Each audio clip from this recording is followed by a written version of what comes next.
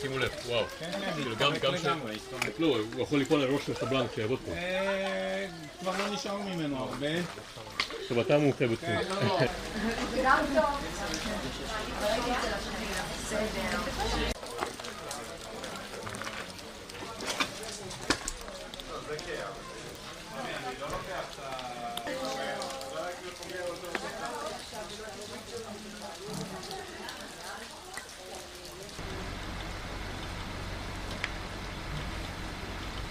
יש לי סיום.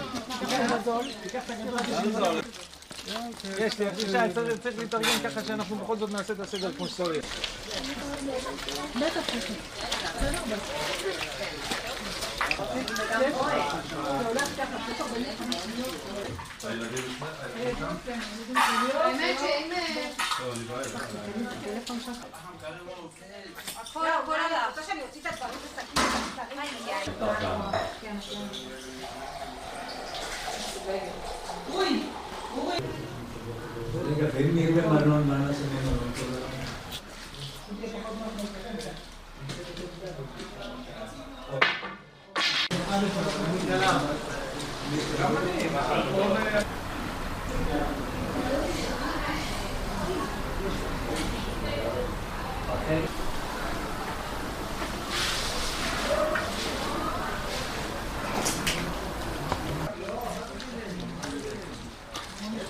טוב, אנחנו מחכים לרספן של היחידה שהגיעה.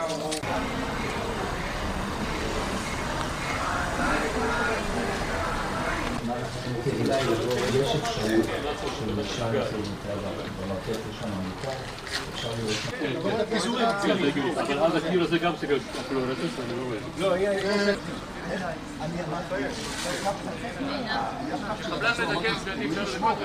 תדרוך בסוף שבוע כשהדברים הם ברורים. Serangan balasan dari Iran ke Israel memicu kepanikan di parlemen Israel atau Knesset. Para anggota parlemen menghentikan sidang dan segera berlindung di bunker setelah sirine peringatan berbunyi.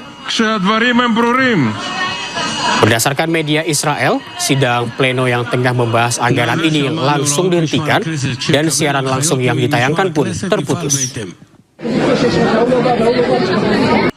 נעשה תדרוך בסוף שבוע כשהדברים הם ברורים.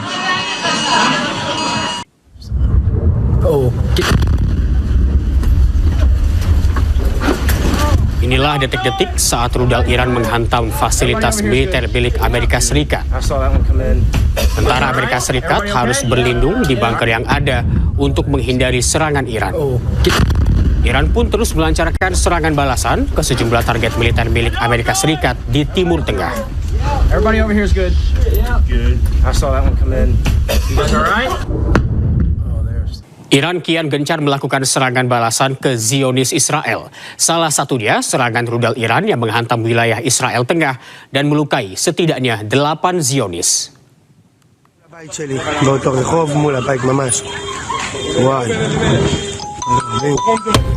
Di daerah pendudukan Israel di Petah Tikva, asap dan kobaran api terlihat membumbung usai serangan rudal Iran terbaru dilaporkan menghantam sebuah garasi dan memicu kebakaran. Petah Tikva yang terletak sekitar 10 km di sebelah timur Tel Aviv menjadi salah satu target berulang Iran selama eskalasi perang antara kedua negara dengan beberapa insiden signifikan yang melibatkan pecahan rudal dan submunisi.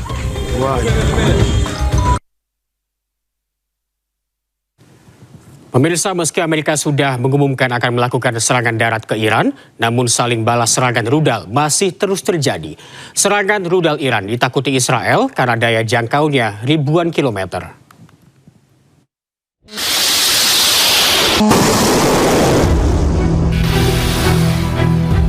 5 pekan konflik Amerika-Israel dengan Iran, rudal-rudal Iran terus menghujani Israel serta objek militer Amerika di kawasan Teluk. Rudal jenis hipersonik seperti Fatah 2 dan balistik Horamshar 4 ditakuti Israel.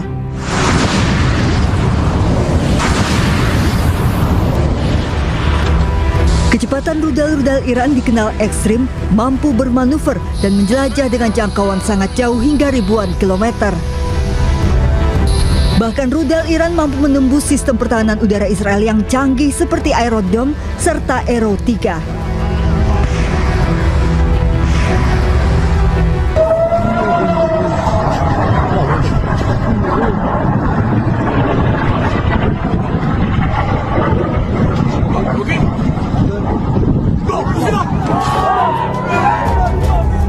Dalam rekaman video amatir, bahkan rudal Iran mampu bermanuver menukik menghindari sistem pertahanan Israel.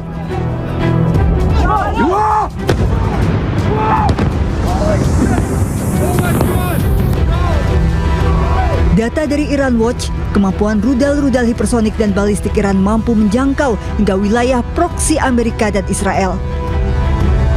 Iran pernah dilaporkan melakukan uji rudal balistik sejauh 4.000 km, namun dibantah Iran. Jika melihat dari daya jangkaunya yang ribuan kilometer, bukan tidak mungkin bisa mencapai sejumlah negara di Eropa.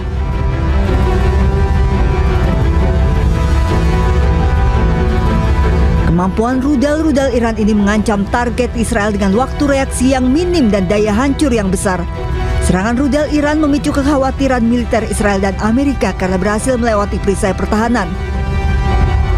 Iran telah mengembangkan lebih dari 3.000 rudal balistik, mulai dari rudal jarak pendek hingga jarak jauh.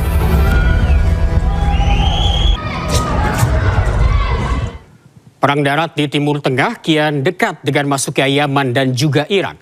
Militer Iran menyebut sudah siap dengan tantangan yang diberikan oleh Amerika Serikat untuk melakukan perang darat.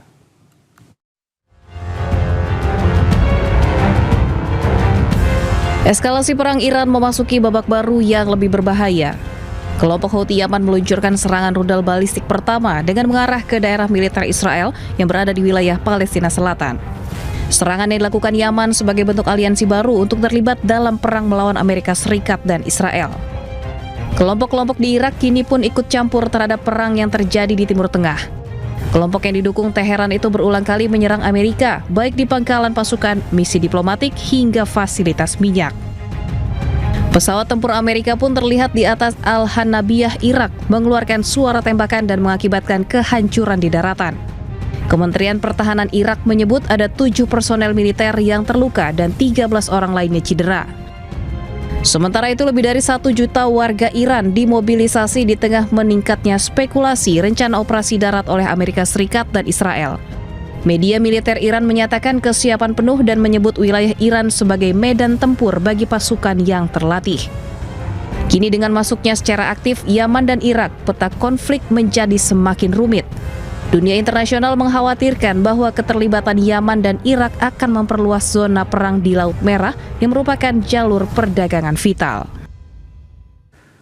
Perang darat yang kian dekat membuat mantan kepala kontra terorisme Amerika Serikat, Joe Ken, meminta rakyat Amerika Serikat untuk menghubungi pemerintah agar perang berhenti. Ken menyebut pengerahan pasukan darat ke Iran hanya akan memperburuk keadaan. This week, President Trump will be under immense pressure to commit ground troops to the war in Iran. This would be a catastrophic escalation that will only result in more bloodshed and further escalate this disastrous war. It is critical that we, the people, have our voices heard.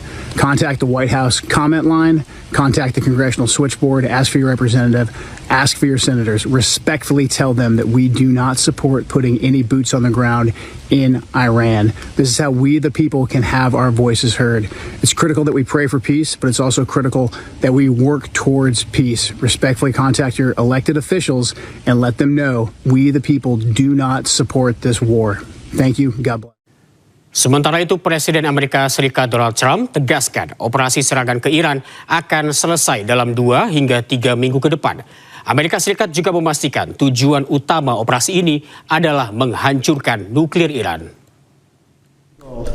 They will have no nuclear weapon, and that goal has been attained. They will not have nuclear weapons, but we're finishing the job, and I think within maybe 2 weeks, maybe a couple of days longer to do the job. But we want to knock out every single thing they have. Now, it's possible that we'll make a deal before that, because we'll hit bridges, and we've hit some. We'll hit some bridges, got a couple of nice bridges in mind.